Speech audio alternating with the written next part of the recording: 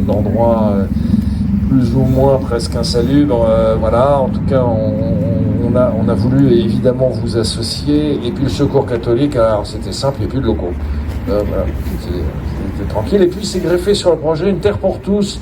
On a discuté avec Audrey tout à l'heure. Bon, c'est venu voilà, d'une discussion comme ça, Terre pour tous, hein, un collectif qui s'était mis en place lorsque un certain nombre de migrants avaient été parachutés, hein, il faut le dire, imposés à la ville de Lagny il y a quelques années, puisque le préfet avait réquisitionné un gymnase, et puis la ville a souhaité positiver cet événement, hein, c'était quand même un événement un peu compliqué à gérer et à expliquer aux habitants, pour créer une association d'accompagnement sur différents sujets, en tout cas pour ces personnes et bien d'autres, et elle est toujours très active, notamment avec la centaine d'Ukrainiens que nous avons à Lagny en ce moment. Voilà, un petit mot donc plus concret sur le projet dont je vous parlais d'accueil qui est juste derrière. Donc il y a 4 logements qui peuvent accueillir des familles jusqu'à 4 à 6 personnes qui seront livrées là dans les semaines à venir, qui dans un premier temps vont servir les besoins d'Ukrainiens. Alors, vous savez, on a quand même, je le disais tout à l'heure, une centaine d'Ukrainiens qui sont ici sur notre commune. Donc bon, on est à notre capacité maximum, mais il nous faut gérer sur un terme qu'on ne connaît pas. On ne connaît pas la fin. Ils vont peut-être rester longtemps, pas longtemps. En tout cas, on se met en position de les accueillir aussi longtemps qu'ils en auront besoin. Donc ces logements vont être occupés là dans les semaines ou mois à venir par nos amis ukrainiens. Un pôle solidaire, c'est un lieu où on rassemble toutes les énergies qui sont orientées pour servir les plus fragiles d'entre nous, donc des associations caritatives et qui travaillent de concert avec la ville, avec le CCAS de la ville, avec les quartiers prioritaires. Bref, toute cette synergie se rassemble. On a un lieu, je ne dis pas unique, mais en tout cas majeur. 4 associations, donc ces associations, nous l'avons voulu, bénéficient d'installations qui sont très confortables, qui sont bien situées. Il y a des lignes de bus, on est à côté de voies routières, et puis chacun a son espace, mais il y a aussi des espaces communs pour qu'elles puissent travailler ensemble. Et ici, nous sommes dans un bâtiment de Lagny-sur-Marne ou bien un bâtiment de la communauté d'agglomération de Marne-et-Gondoire?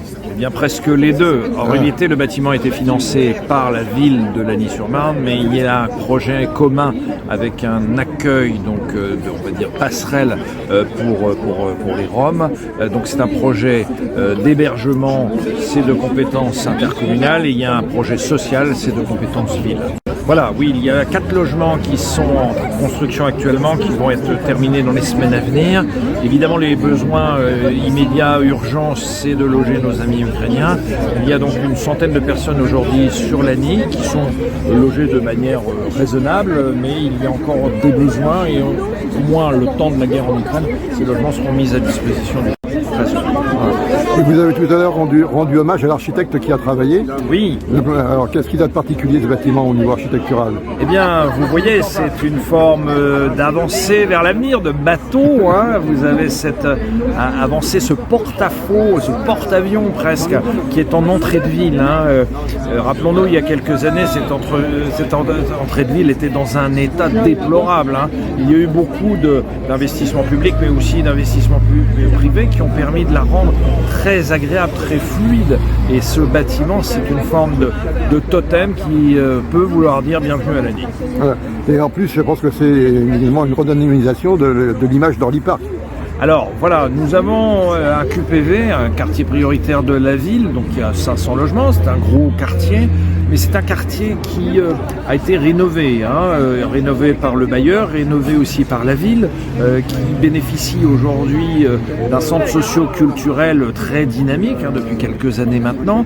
Et puis ce quartier a reçu aussi l'attention, je dirais, du parc des sports. Nous avons un parc magnifique qui est équipé exclusivement pour les sports. Aujourd'hui, il l'est aussi pour les familles, pour le loisir, pour toutes les activités ludiques.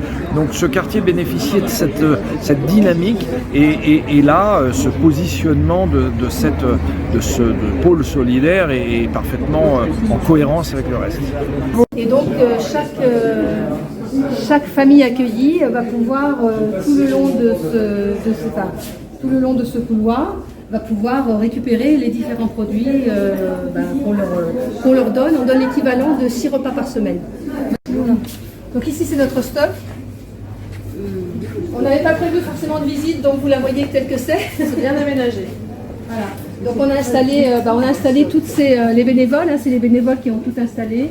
On a récupéré un petit peu à droite à gauche tout ce qu'on pouvait pour pouvoir installer. On est un petit peu limité dans les plafonds, mais on arrive quand même à accéder. Voilà. Lorsque les camions reviennent des ramasses dans les magasins tous les matins, ils accèdent par l'extérieur, on ouvre le volet et puis on fait le tri des produits. Parce que les produits frais, on ne donne jamais de produits avec une date de péremption dépassée. Voilà. Donc ça fait partie, il y a énormément de règles d'hygiène. On est considéré on a les mêmes règles d'hygiène qu'un magasin type Auchan, Carrefour. On donne des produits, mais on doit appliquer les mêmes règles d'hygiène.